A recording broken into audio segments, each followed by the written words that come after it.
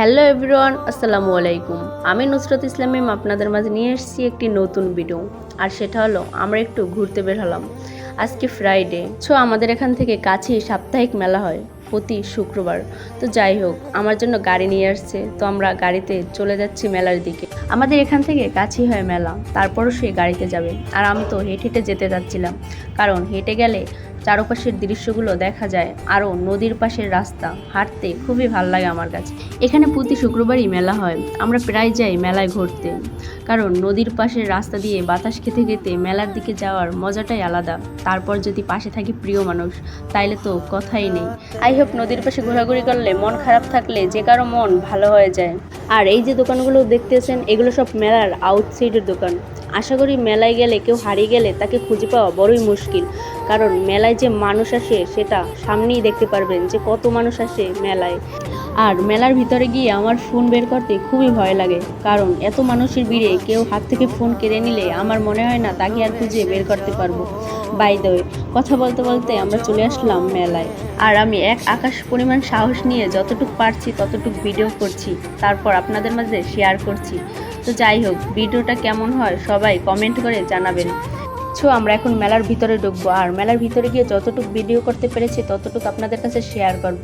আর হ্যাঁ, মেলায় যে দোকানপাটগুলো ওঠে সেগুলো দেখতে আমার কাছে খুবই ভালো লাগে। অন্ততপক্ষে কসমেটিক্সের দোকানগুলো আমার কাছে দেখতে খুবই ভালো লাগে।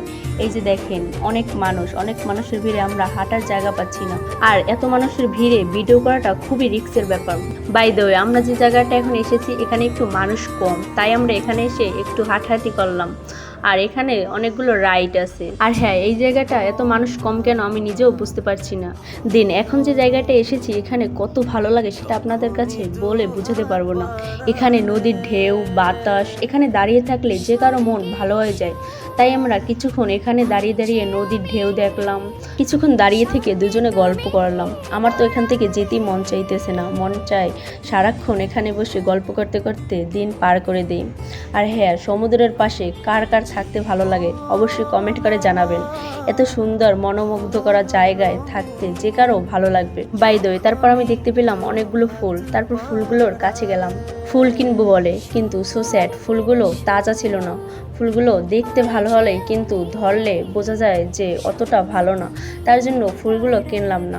আর হ্যাঁ, মেলার এখানে একটা অনেক সুন্দর ব্রিজ আছে, আমার কাছে হাঁটতে খুবই ভালো লাগে, কিন্তু মানুষের ভিড়ে আমি সামনে আর যাইনি। তারপর চলে আসলাম অন্য একটা জায়গা। আর হ্যাঁ, এখানে কিন্তু অনেক ধরনের রাইড আছে। আর এখানে দেখতেই পারতেছেন যে কত মানুষ, এত মানুষের ভিড়ে আমি তো সামনে যেতেই পারতেছি না। আমি চাচ্ছিলাম কোনো একটা রাইডে উঠবো, কিন্তু এত মানুষের ভিড়ে আমার খুব ভয় লাগছিল, তাই আর রাইডে উঠিনি। আর টিকিট কেনার পর অনেকক্ষণ দাঁড়িয়ে থাকা লাগে, তার জন্য আমি আর উঠিনি আর ভিতরে যাইনি। তারপর এখান থেকে চলে আসলাম। অনেকক্ষণ হাঁটাহাঁটি করেছি, এখন একটু খাওয়া দাওয়া করে নিই, তারপর আবার হাঁটাহাঁটি করব। যাই হোক, বলতে বলতে আমার হালিম রেডি। হালিমটা খুবই মজা ছিল। আর হ্যাঁ, আজকে খাবারের দোকান বেশি ওঠেনি, এর আগে যখন আসতাম তখন প্রচুর খাবারের দোকান দেখতাম। যাই হোক, হালিম খাওয়ার পর তারপর আমি আসলাম ঝালমুড়ি খেতে। ঝালমুড়ি আমার খুবই পছন্দ, আমি ঘুরতে বের হলে এগুলোই বেশি খাই। ঝালমুড়ি, ফুচকা, চটপুরি, এগুলোই আমি বেশি খাই। যাই হোক, কথা বলতে বলতে আমার ঝালমুড়িও চলে আসছে। ঝালমুড়িটা খাওয়ার পর তারপর আমি চলে আসলাম শরবত খেতে, কারণ হালিম খেয়েছি, ঝালমুড়ি খেয়েছি, তাই পানির পিপাসা লাগছে। আর কোনোখানে বের হলে আমার পানির পিপাসা একটু বেশিই লাগে, আর তাই আমি কিছুক্ষণ পর পর ঠান্ডা খাই। আর এই লেবুর শরবত খেতে আমার কাছে খুবই ভালো লাগে। কোনো এক জায়গায় ঘুরতে বের হলে আমি যে কতবার লেবুর শরবত খাই সেটা আমি নিজেও জানি না। ঘুরতে ঘুরতে এখানে রাত হয়ে আসছে, তারপরও আমাদের ঘোরা শেষ হচ্ছে না। বাই দ্য ওয়ে, তারপর আমি দেখলাম এক জাদুকর খাবার, এগুলো আমি অনেক খুঁজেছি কিন্তু পাইনি, আজকে মেলায় দেখলাম, তো আজকে আমি ট্রাই করলাম কেমন লাগছে। বাট দেখতে যতটা মজাকার দেখায় কিন্তু খেতে ততটা ভালো লাগছে না। আর এগুলোর নাম কি আমি নিজেও জানি না, আপনারা জানলে কমেন্ট করে জানাবেন। তারপর দেখলাম আমি খেজুরের মিঠে আঙুর গজা, আর এগুলো খেতে খুবই ভালো লাগে। খেজুরের মিঠে আঙুর গজা আর আছে নোনতা গজা, আমি দুটোই নিয়ে নিচ্ছি, আর দুটোই আমার কাছে খুবই ভালো লাগে। এগুলো কেনার পর তারপর আমরা বাসার উদ্দেশ্যে রওনা দিলাম। আর হ্যাঁ, কি কি কিনেছি সেগুলো আমরা বাসায় গিয়ে দেখাবো। অনেক মানুষের ভিড়ে আমরা অনেক কিছু ভিডিও করতে পারিনি, তাই আপনাদের কাছে বাসায় গিয়ে শেয়ার করব কি কি কিনেছি। বাই দ্য ওয়ে, আমার কথা বলার মাঝখানে আমার ছোট দেবর কিছু কথা বলবে, তো চলেন দেখি ও কি বলে।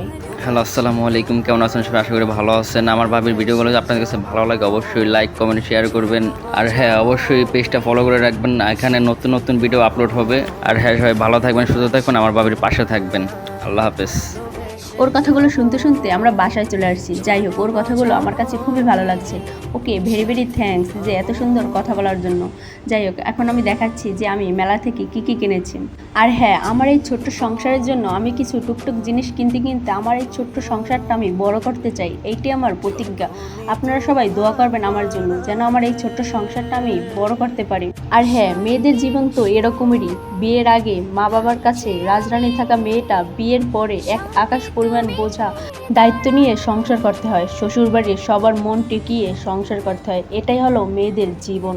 আর হ্যাঁ, সবচেয়ে বড় কথা হলো একটা মেয়ের জীবনে তার হাজবেন্ড যদি তার পাশে থাকে সবসময়, তাহলে সেই মেয়েটাই হচ্ছে পৃথিবীর সবচেয়ে সুখী মানুষ। আলহামদুলিল্লাহ, আমি এমন একজনকে পেয়েছি যে আমার সবসময় সুখে দুঃখে পাশে থাকে। আপনারা সবাই দোয়া করবেন যেন মৃত্যুর আগ পর্যন্ত সে আমার পাশে থাকে।